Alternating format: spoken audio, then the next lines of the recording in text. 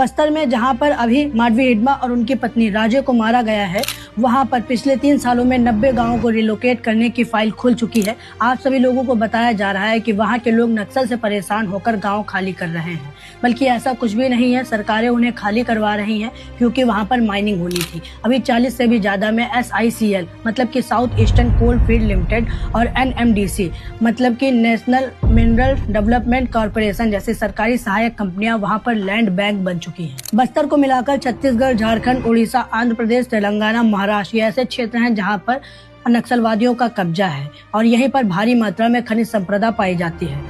नक्सलियों की वजह से बड़े बड़े पूंजीपति वहां तक नहीं पहुंच पाते हैं, इसीलिए अजीब अजीब बातें बनाई जाती हैं कि नक्सली आदिवासियों का दमन करते हैं, और ये बात सत्य है। कई बार दमन करते हैं, जैसे लेवी वसूलते हैं, आदिवासियों के बच्चों को जबरन नक्सल भर्ती कराते हैं और कई बार अपने राइवल्स को हटाने के लिए आदिवासियों की हत्या भी करते हैं। लेकिन एक बार वहाँ की पुलिस का भी दमन देख लो। 2024 और 25 में हुए ऑपरेशन कागर जैसे अभियानों में 200 प्लस निर्दोष आदिवासियों को मार दिया गया नक्सली समझकर, और अभी जल्द ही बीजापुर के एक निर्दोष रसोइये महेश कुडियाम को मार दिया गया इनामी नक्सली बताकर। मारे गए 7 में से जो एक महेश कुडियाम, जिसे पुलिस 1 लाख का इनामी और इंद्रावती एरिया के पार्टी सदस्य बता रहे हैं, वो दरअसल इस गांव इस स्कूल का रसोइया हुआ करता था। जिसने उसे यहाँ से जिंदा पकड़ा।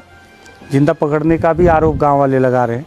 बता रहे हैं भैंस धोने ले गया था और फिर जब इनको पता चला 2 दिन तक वापस नहीं लौटा और गए तो उसकी लाश लेकर लौटे। और अंत में मैं बस इतना ही कहूंगा, तुम जितने निर्दोषों को मारोगे उतने ही नक्सल बढ़ते जाएंगे, क्योंकि ये काम करने के पीछे की आपकी नीयत गलत है। मैं कार्ल मार्क्स की विचारधारा का समर्थन करता हूं, जिन्होंने हमें राजनीति करनी सिखाई, और चाइना के तानाशाह माओ जेडोंग से आई नक्सल विचारधारा का समर्थन बिल्कुल भी नहीं करता हूं।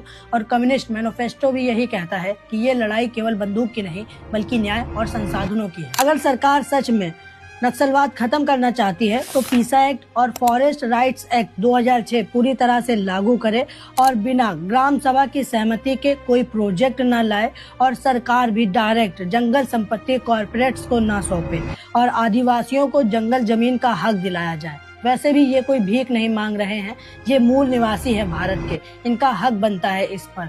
वरना आपकी 2016, 2022 और 2024 में कई बार नक्सलवाद को खत्म करने की डेडलाइन आई है और चली गई।